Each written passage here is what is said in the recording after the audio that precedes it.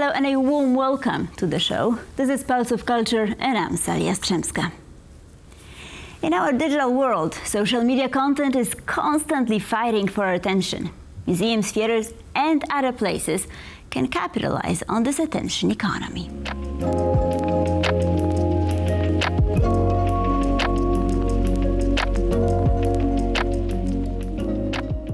To discuss how to spark interest in cultural dialogue, I am joined in the studio by Kasia Michalik, also known as Warsawholic, a content creator with over 100,000 followers on Instagram.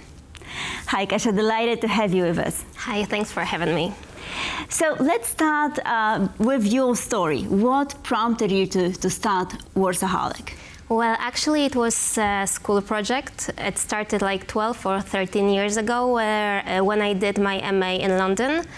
And it was my final project. It started as a printed magazine, which was supposed, I wanted to promote small Warsaw artists, Warsaw and Polish, not only from Warsaw.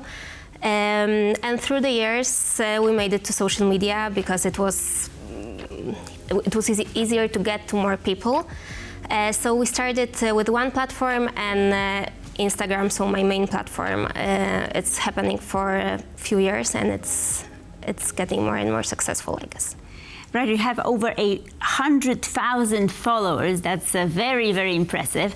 But who are your audiences? Well, it's both. It's people from Poland and people from abroad. I think the content is useful not only for tourists, but also for people who live here, because Warsaw is so dynamic and so many things are happening here that I think it's worth to have someone who is always up to the date and can inform you about everything that's happening. And it's not only me, there's a lot of people who do it, so I think, yes. Right, so over the years, did you notice that Warsaw has been changing? Yes, of course.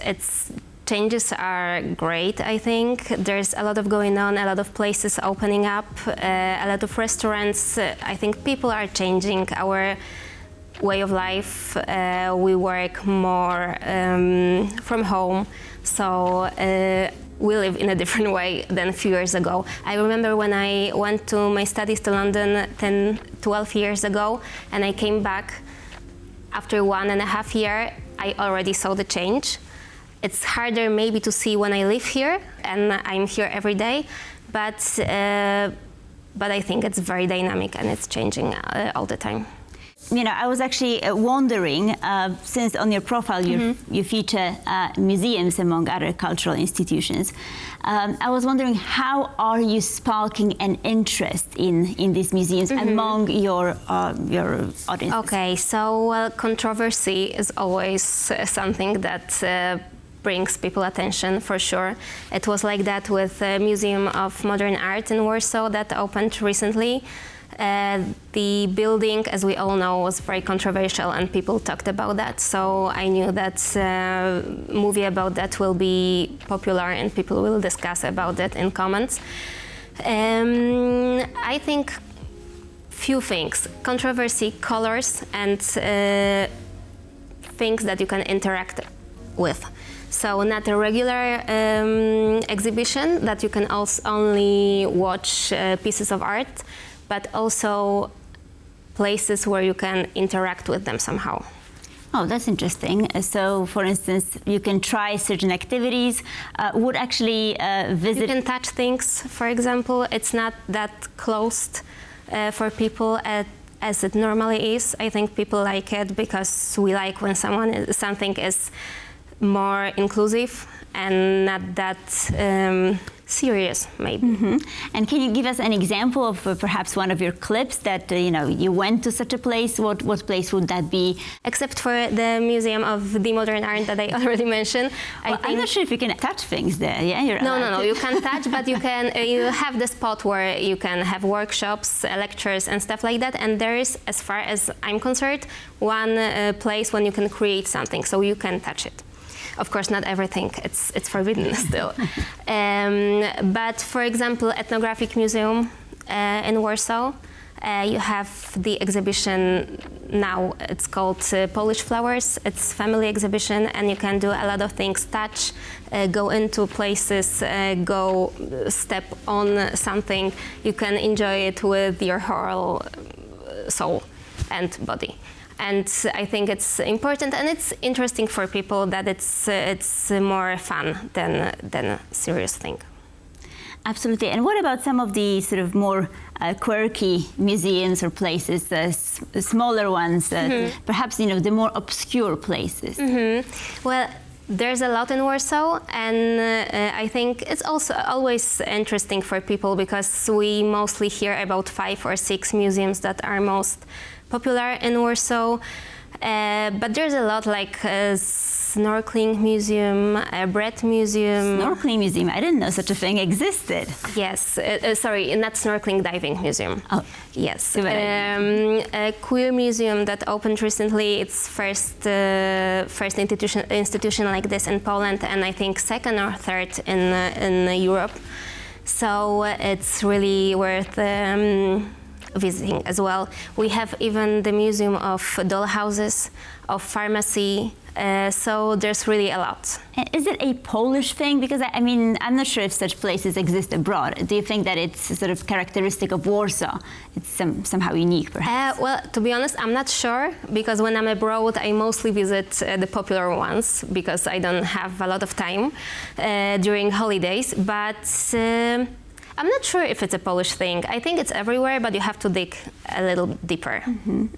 So how do you find these places? Do you do research online? Because, if they're so obscure, no one has heard about them up until, you post on socials. So how do you find them?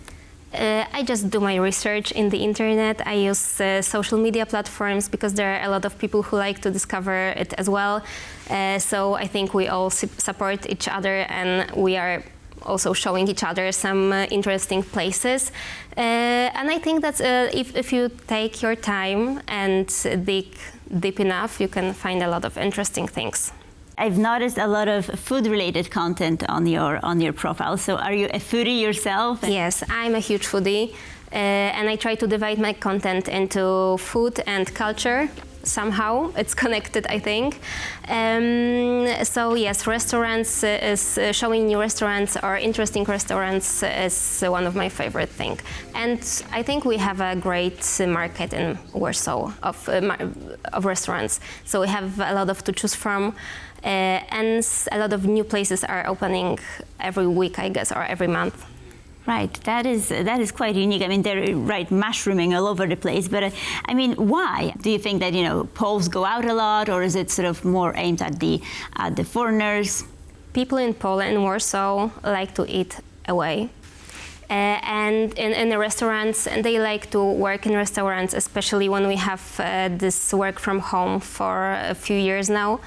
It's a good spot to meet someone, or just not to be alone all the time. And also I think that maybe if you're living alone, it's easier to eat out than to get your groceries and cook for yourself only. That's for sure. I mean, at least in my case, I often order in and so on.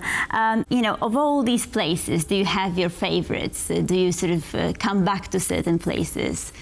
I can tell you about one which connects actually a restaurant and a museum, and I think it's very interesting, and it's a trend that I think will be more and more popular.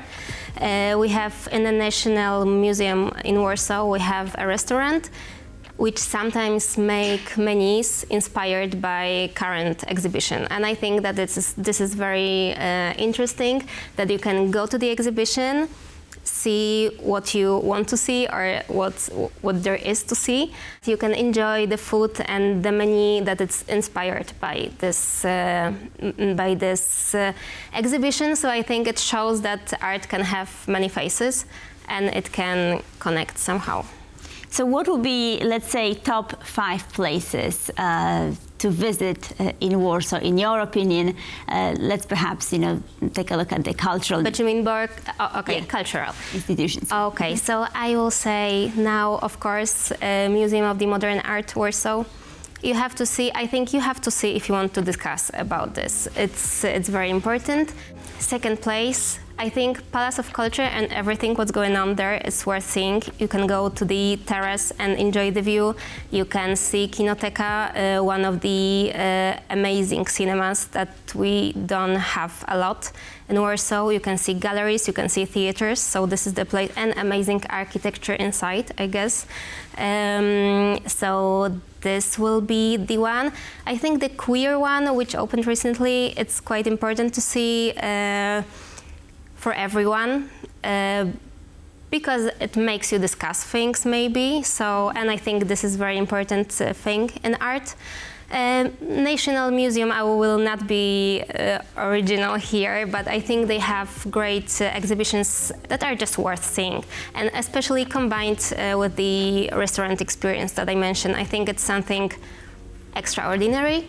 And the last one, I will just maybe advise everyone to keep an eye on what's going on, because we have a lot of amazing temporary events that are happening during spring and summer, and we can enjoy many exhibitions that are happening in extraordinary places. Like last year we have design exhibition in a botanic garden, which didn't happen before, I guess. So you have to keep an eye on it, I think. Right, but I mean, we're so busy right nowadays that it's good to have someone like you yes, to so you tell can us just follow me. Where to go, absolutely. I hope I will help. Going back to museums, what advice would you give them? What shall proper online sort of social media content consist of? I think you should take huge care of your social media. You don't have to, but you should, I think, use all the trends. Even if you think it's quite stupid at the beginning, you can, if you're creative enough, you can do something that will be fun and educational at the same time. I will mention one more time National Museum in Warsaw. Sorry, I feel like I'm a huge fan, but it's very important because their social media, I think it's a thing that other institutions should aim to. Because they use all the TikTok trends, for example, and they make fun with it with their art, and they can give you a short movie that have a lot of information. It's funny, but thanks to that, I think you remember more. So you have to trust that it's not bad to post funny things, and it doesn't have to be serious all the time. And we can fight social media and culture institutions on social media, but I think it's better to adjust to it and just try to make people interested in. Right, but I mean, are these like trends changing? I mean, what used to be popular? Yeah, it's changing all the time. So people who are responsible for social media just always track the trends, because it's sometimes it's happening 1 week, twice a week, but you have to see what's happening in the internet. You have to scroll. And I know it's funny for some people, but it is kind of research and it is kind of a work for a social media manager. Just to scroll TikTok, look for the trend, look how you can adjust it to your institution. Well, great. So lots of advice. So I hope that it will be useful to some. Thank you so much for being with us. Much appreciated. Thank you for having me. Thank you very much. And thank you for watching Pulse of Culture. Stay tuned for more.